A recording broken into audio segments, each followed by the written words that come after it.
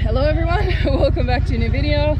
It's a hot one here today. It's about 28 degrees Celsius, which for those of you down south, that might not be very hot, but it's pretty hot for us. So I'm just out here cleaning up some barbed wire. I had to do a little bit of trimming on a bat fence there. I'm not too sure that I did it correctly, but we're gonna see how it holds up. I'm starting to get that fence line ready so that I can use that whole back area full of grass to run my goats on. And this is what I gotta clean up right now. So we're just gonna do that. And then I'm gonna be just throwing these out.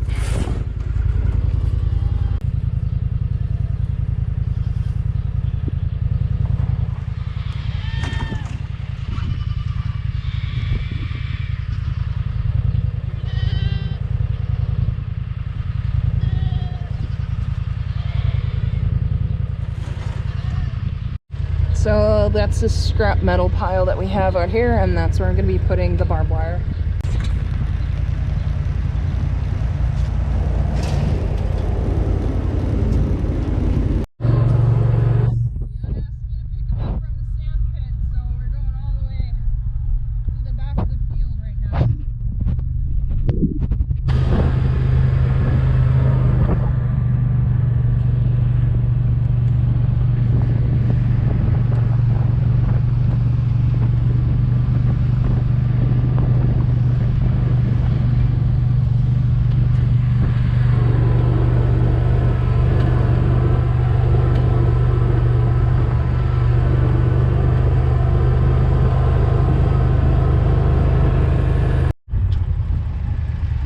It's a hitchhiker.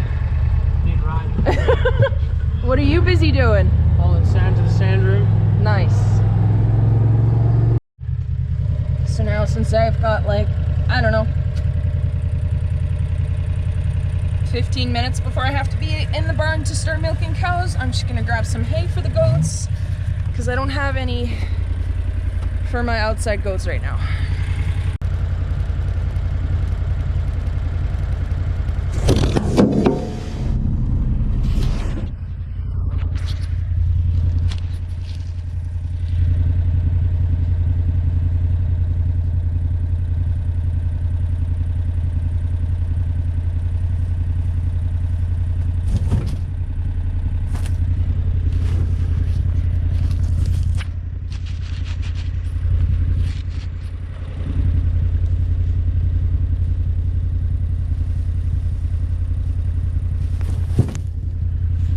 I also wanted to do a quick shout out again to Durnan Farm and Ranch Wear. They're the makers of these overalls. They're called the Quick Dry overalls, and I gotta say they're freaking amazing.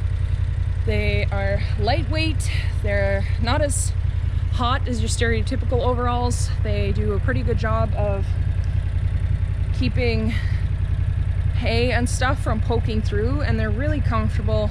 They don't stick to your legs when you're sweating, because that's an inevitability to happen on a farm when you're working outside. And they're actually really nice to wear during milking, because if I do get milk spilled on me or water or whatever, it dries pretty quickly, just like the name suggests. So I'm really happy with these guys. This video is not sponsored. I paid for these myself with my own money, so I really enjoy wearing these.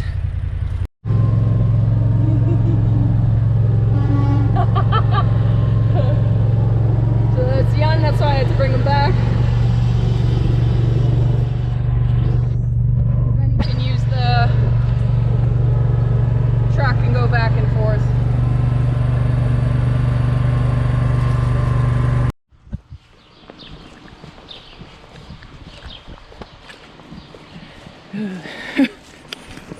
So right now, I've got just a little bit more time left. I'm gonna go. Hey Buster, how's it going? You hunting mice? Hey, how's it going, old man? He's turning 15 years old this year. Yeah.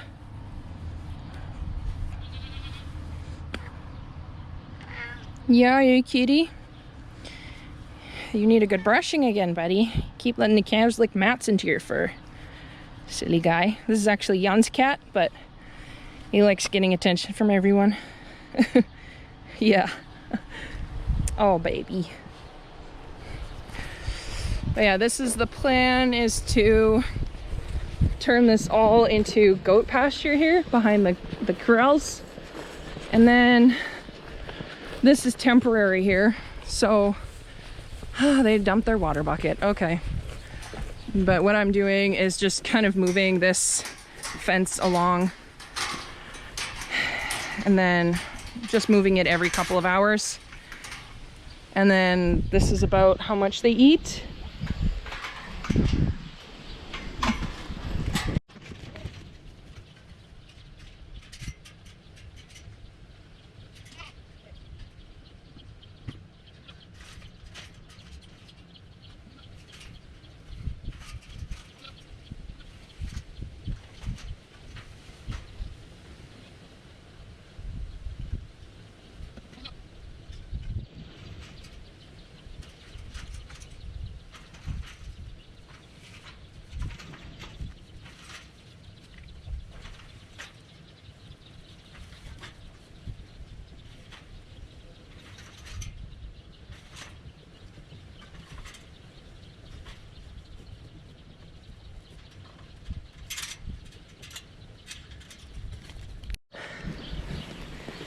So this will keep them occupied again for a couple hours till everything is eaten. What did you get for?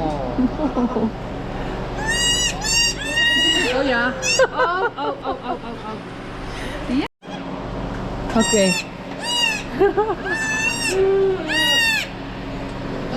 These two were born yesterday morning, very early. Do you have the names for them? Zorro. Yeah, Zorro. Yeah, that's you. And she's still kind of thinking on this one yet. And they both have blue eyes. This guy's totally black with that white spot and one on his belly somewhere. And then this girl is also blue eyes and looks exactly like her mom.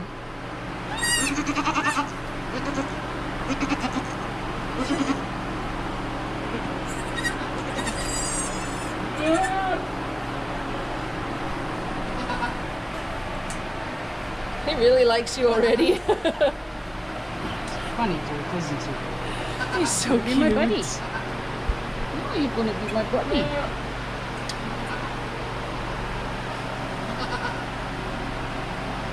Aww. Hi. Aww. So, I don't know how well you can see it in the barn here, but I definitely got a bunch of sun today, even with a bunch of sunscreen. I'm super white, so there's not really any way I can avoid getting sunburnt. So, if I look super red for the next few days, that is why. But I'm just waiting on the cows to come in. Probably not going to videotape too much of milking, just because we all know what happened last video and I would like to focus. So I will see you guys again after milking. So this is what we have for deer fencing. And this stuff really doesn't work on deer because deer are psychotic, especially during the wintertime. So I'm gonna use this and hope that my goats aren't psychotic and that this will work to keep them on this side of the fence. So this is kind of what I got going right now. And this thing is like I'm almost 6 foot tall, so this is at least 6.5, 7 feet. And it keeps flopping over, so I might have to put some stakes up to keep it completely standing straight, but I'm not too sure.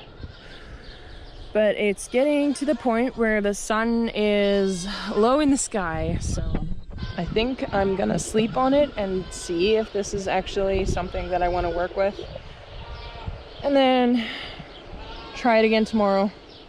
It's getting smoggy again. The smoke from the wildfires is starting to hang over the farm, and it's time to put those guys back.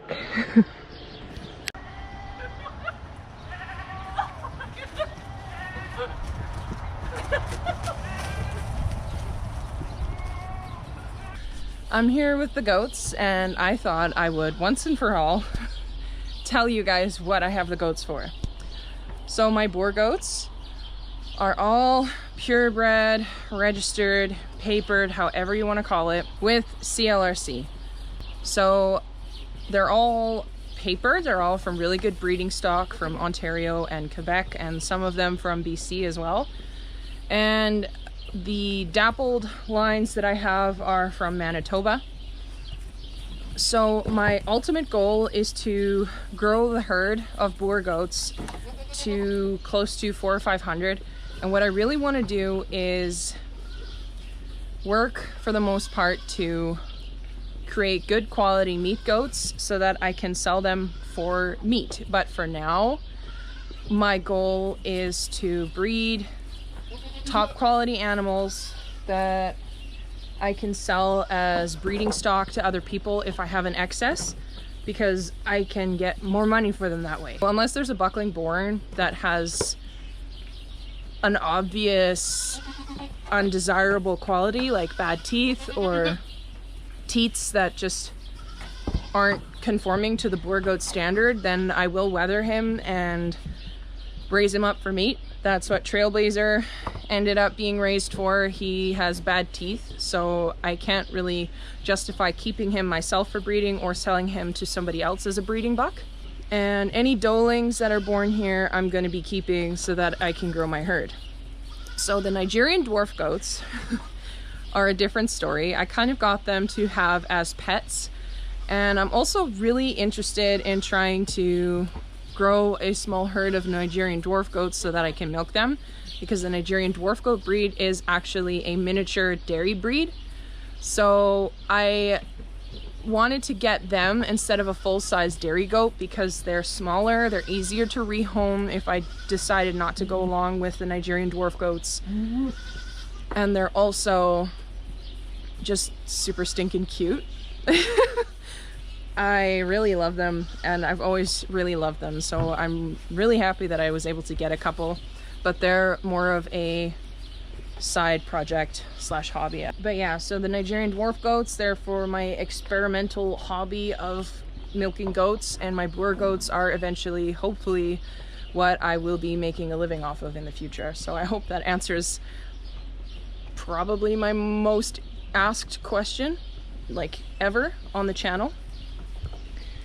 That's gonna be it for today's video, guys. I hope you enjoyed it, and if you did, please like and subscribe and share it with a friend, and I will see you all in the next one. Bye. You say bye?